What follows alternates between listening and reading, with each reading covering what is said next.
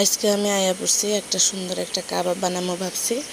মেলা দিন রান্নাবান্না করি না, রান্নাবান্নার ধারে কাছে আসতেও আমার এখন ভালো লাগে না। আমার দিনকে দিন মনে হইতেছে আমি যেন সব ভুলে গেছি, কেমনই যেন অবস্থা একটা হয়ে গেছে। মনে হইতেছে পাবনায় বুকিং দিতে আর টাইম লাগবো না, ফ্রি ফ্রি পাবনার বাগলাগারোতে কেউ পারলে বুকিং দিলে উল্টা আরও সে বোনাস পাইবে।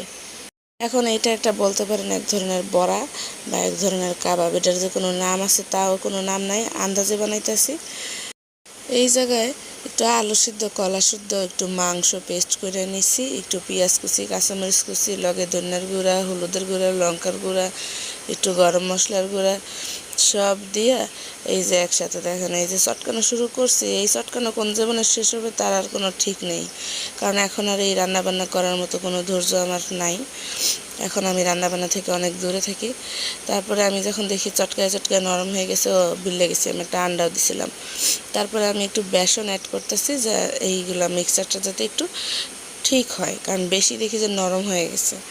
তারপরে কি করব, বেসন ঢালতাছি চটকাইতাছি, বেসন ঢালতাছি চটকাইতাছি, চটকাইতে চটকাইতে চটকাইতে চটকাইতে আমার একদম অবস্থা টাইট হয়ে গেছে, হাতের গিরা গুঁড়া সব ব্যথা হয়ে গেছে। তো চটকাইতে আসছি, চটকানোর মাঝে মধ্যেও দেখি যে আলু একটু আস্তে রয়েছে। পরে এখন আমি আমার চটকানো শেষ হয়ে গেছে, শেষমেশ তারপরে আমি এগুলো এখন চুলায় দিব, হাত দিয়ে গোল্লা গোল্লা করে বড়া বানাবো আর চুলার মধ্যে ঢালবো।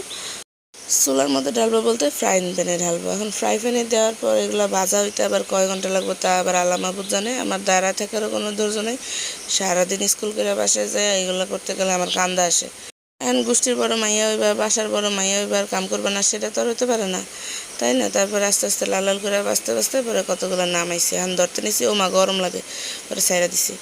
এরপরে আরেকটা ধইরা নিয়ে আমরা বলি তুমি একটু বাঙ্গো তো, দেখেন গরম গরম ধোয়া উঠতেছে, দেখতে কত সুন্দর হয়েছে। এরপরে দেখেন আমি নিজেই খাওয়া শুরু করছি, বাসার সবাই পরে তুমি আগে আমি খাইয়া লই, আমি যদি খাইয়া থাকি তোরা খাইস, কারণ আমি বানাইছি সুতরাং আমি বেশি খামো।